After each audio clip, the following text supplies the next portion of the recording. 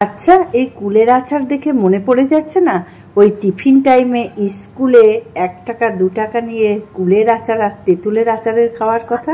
চিনতে পারছো এটা কি? এটা হচ্ছে কুল। করব আমি কুলের আচার। তো কুলের আচার কেমন ভাবে করি ওটা ছোট্ট করে শেয়ার করব, তো দেখতে থাকো কেমন ভাবে কি করছি। না রেডি কর, হয়ে গেছে স্টার্ট। কুলটা না আমি প্রথমে ধুয়ে রোদে দিয়েছিলাম, নিয়ে শুকিয়ে গেছে। দেখো এমনি ভাবে ফাটিয়ে আমি দেখে নেবো পোকা টোকা আছে কিনা।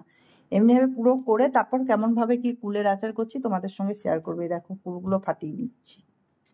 ঠিক আছে, যা। প্রথমে গ্যাস ধরিয়ে কড়াইটা চাপিয়ে দিয়েছি। কুলগুলো তো তোমরা দেখেইছো আমি ফাটিয়ে রেখেছি কুলটা। আর এখানে একটা ভাজা মশলা দেবো। তো এখানে আছে মৌরি, ধনে, জিরে, শুকনো লঙ্কা। কড়াইটা দেখো গরম হয়ে গেছে। হ্যাঁ, আমি এইখানে এগুলো সব দিয়ে একটু হালকা নেড়ে নেব।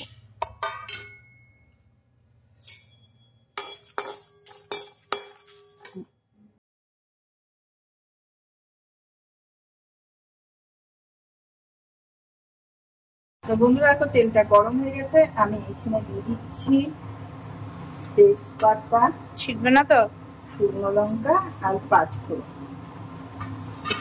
দিয়ে এটা হালকা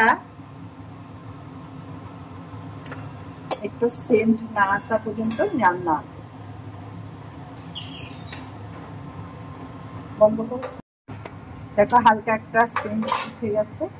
এখন আমি এখানে ডিমগুলো দিয়ে দেবো।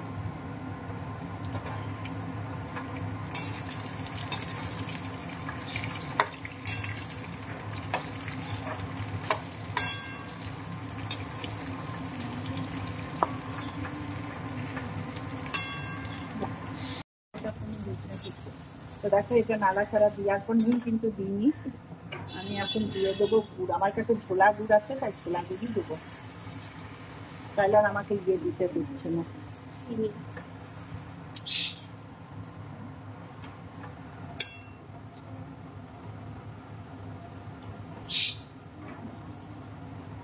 ঝোলা গুড় দিলাম, দিয়ে আমি এখন নুন দিয়ে ঢাকা দেবো।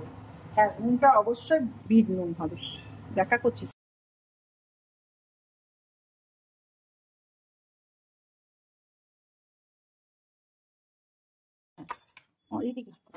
দেখছো এটা কেমন বাবল ফুটে এসছে। এটা শুকনো শুকনো হবে। তো তার আগে আমি কি দিচ্ছি ভিনিগার। এই ভিনিগার দিলে কি হবে, আচারটা অনেকদিন তোমরা ভালোভাবে রাখতে পারবে। 1 ঢাকনা,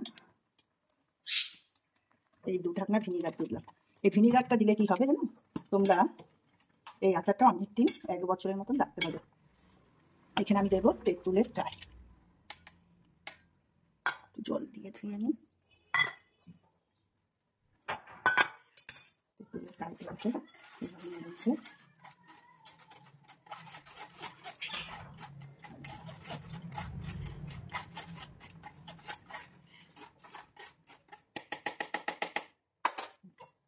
দিয়ে এখন আমি আরো ফুটাবো, একদম শুকনো করবো।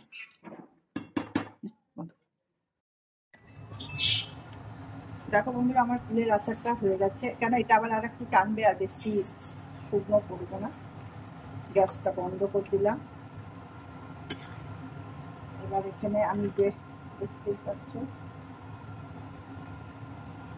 ভাজা মশলাটা ছিল গুঁড়ো করেছি, সেইটা আমি এখন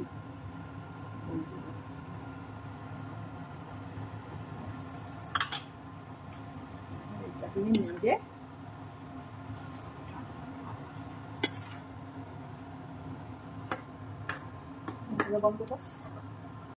কারা কারা মিস করছো এরকম কুলের আচার স্কুলের টিফিনে খাওয়া, অতি অবশ্যই কমেন্ট করবে। আর ভালো লাগলে ভিডিওটা চ্যানেলটি সাবস্ক্রাইব করবে।